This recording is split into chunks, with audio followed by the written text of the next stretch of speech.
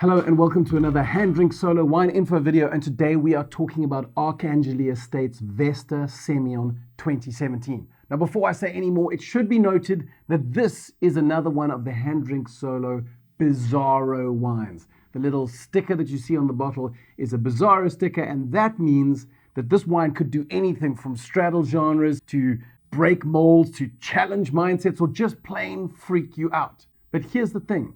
A plain old freaky wine with a little bit of information about why it is that way can combine to break open untold new chasms of joy in the mind of any wine lover. That is why whenever you see a Bizarro sticker on a HanDrinksSolo wine, it's always best to watch the video before you taste the wine. Now, if you happen to be reading the back label on this particular wine, the first thing you'll notice is the heading Alternative White. So the question you have to ask is, well, what is an alternative white wine? Well, it may comfort you to know that the Wine and Spirits Board have a panel who sit and check every single wine so that it can be approved before it can be sold or exported.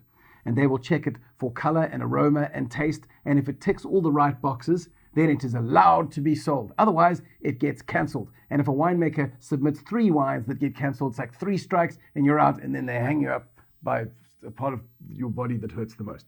The problem, of course, comes in when the panel that's in charge of saying yay or nay for any given wine has a very narrow idea of what a wine should or shouldn't be. And in other parts of the world, there's some wild and crazy ideas that are being brought back into winemaking, completely changing what wines can or can't be. So what happened about 10 years ago in South Africa is Craig Hawkins, amongst other winemakers, was beginning to experiment with the natural winemaking ethos and using things like skin maceration on white wines and not filtering and not fining their wines. And so what was coming out is a whole bunch of white wines that looked orange and were cloudy or murky. And so they were being failed again and again by this panel at the Wine and Spirits Board. Emotional, damn it! So you had this situation where these winemakers had global followings and their wines were demanded in countries all around the world, and yet they couldn't even get them approved in order to export them in the first place. So Craig sat down with the board to create an entire new category that would do 2 things. 1, protect the consumer and make sure they didn't drink anything that would kill them. But 2, enable these incredibly creative, pioneering winemakers to do stuff that was murky and orange, but still delicious. So what are the stipulations of an alternative white wine? First of all, it has to have less than 40 parts per million sulfur. That's incredibly low. In fact, that is an almost guarantee that there was no sulfur added, and in fact, any sulfur that is in there is a byproduct of the fermentation itself. The next stipulation is that it has to have less than 4 grams of residual sugar. And finally, it has to have all passed through malolactic conversion, which means that it is a far more stable product. But there's one more thing you can tell about these wines by looking at all the stipulations together.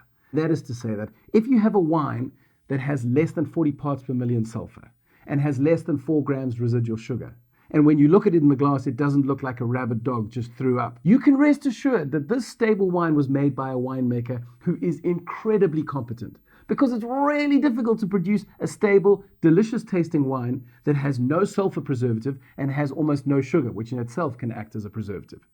So for this reason alone, when you see alternative white and the wine is still kind of drinkable, you know that what you're holding is a rare feat of winemaking skill. You can also deduce that not only is the winemaker who made it competent, but he's probably also a creative, progressive, and somewhat contrarian soul who will no doubt both delight and infuriate guests at your next dinner party. And you might say, Han, thanks for that. I'm going to crack this and drink it. Can you stop talking? And as you do that, you see something else.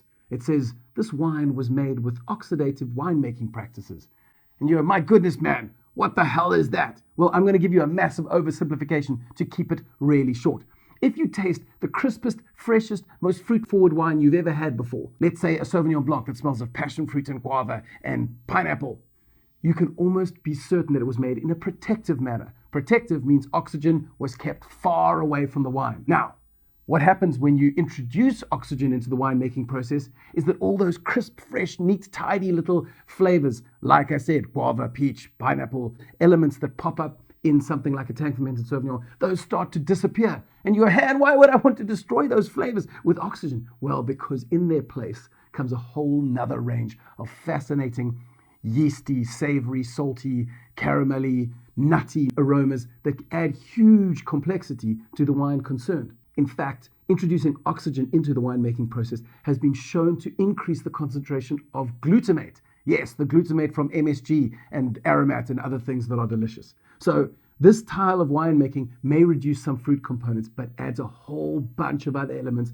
that are fascinating to smell and taste in the glass. So let's crack this guy open and see if the aromas and tastes line up with what we've learned about alternative white wines. So for me, having been sniffing this for a little while, it's got this massive Depardieu-sized chance on it, and it's the savory elements that really hit me first. There's white pepper, there's sea spray, there's kind of a green capsicum element going on, and even some lemongrass, which is a classic Semillon telltale sign. Beyond that, there's also lovely citrus, some lime, some oranges, and even a touch of nectarine going in there, kind of slightly unripe white nectarine. But what happens when we taste it?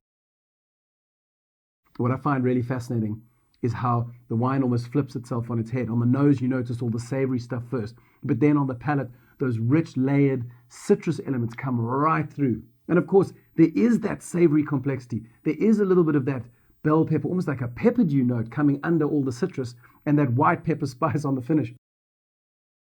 It's quite dramatic. And then finally, and this is most likely because this is a 2017, which means it's been in bottle for 5 years, there is an ever so subtle hint of honey. On a white wine, if you're getting a hint of honey, that's often a sign that some of those tertiary time-related flavor compounds have started to form in your wine. So that's all that we have time for today. But if you have any more questions about oxidative winemaking, what I said earlier was a massive oversimplification, but I'm open to talking more if you have those questions. If you're watching this on YouTube, then why not subscribe to the video where I might talk more about oxidative winemaking or any number of other wine geek topics, because I publish videos week after week on niche cultivars, rising winemaking stars, as well as some unusual regions that are producing great wines within the South African winelands.